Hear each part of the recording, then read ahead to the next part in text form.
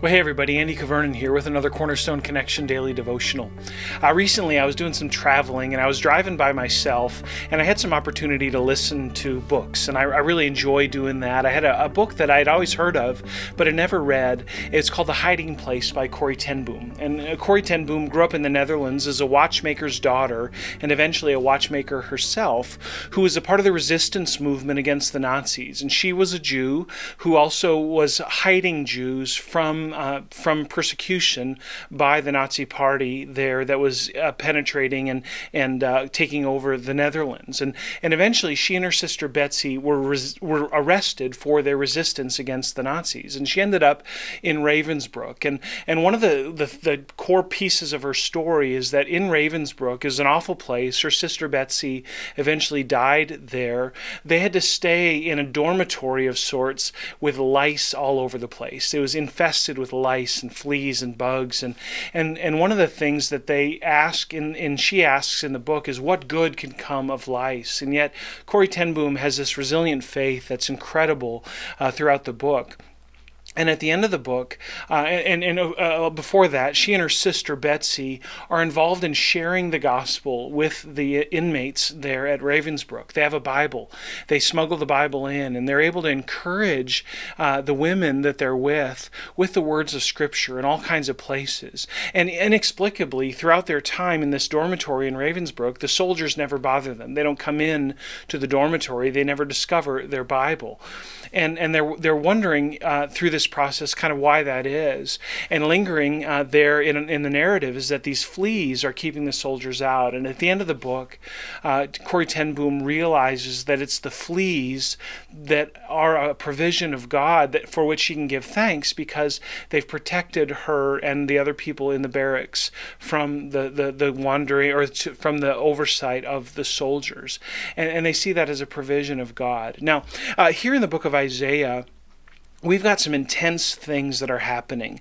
The prophet Isaiah is speaking for God about the coming judgment on the people of God at the hands of the Babylonians. And one might ask, what good could possibly come of this? The Babylonians are terrible people. They're awful. They're going to do awful things. They're the kind of people that you don't want to tangle with. And here Isaiah is saying, look, you guys have rejected God. You're going to come under judgment. The Babylonians are going to have their way with you. And yet, I imagine one of the Hebrew people reading this prophecy, reading the book of Isaiah in the midst of their captivity in Babylon.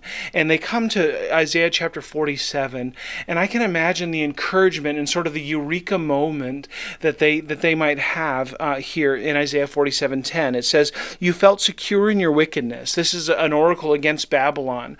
"You felt secure in your wickedness. You said, 'No one sees me.' Your wisdom and your knowledge led you astray, and you said in your heart, 'I am, and there is no one besides me.'" In other words, Babylon, you thought you were the cat's meow. You thought you were impenetrable. You thought you were untouchable. Okay, but listen to this, verse 11. "But evil shall come upon you, which you will not know how to charm away. Disaster shall fall upon you, for which you will not be able to atone. And ruin shall come upon you suddenly, of which you know nothing." Hey, how's the connection between Corrie ten Boom and here in Isaiah, this oracle against Babylon? You get the sense in reading The Hiding Place that Corrie ten Boom was never okay with what the Nazis were doing. In fact, she resisted it vigorously. And yet, she understood that the Lord was going to have her way. And because of that, she was able to act redemptively towards the people around her that were also suffering. Friends, in the same way, I can imagine a Hebrew reader reading this in Babylon. People like Daniel, people like Shadrach, Meshach, and Abednego, the faithful remnant in Babylon who continued to follow the Lord. And I imagine them reading this and saying, you know what? God's going to have his way with Babylon. We can trust God with Babylon. He's going to bring them under judgment. What we can do is follow the Lord. Friends, do you ever get angsty about the evil that you see around you? Do you ever fret and struggle and wonder, God, what is the purpose with all of these fleas? There couldn't possibly be anything good. Take the example of Corrie ten Boom and Betsy. Take the example of the Israelites in Babylon. God will have his way. God will mete out justice according to his good design.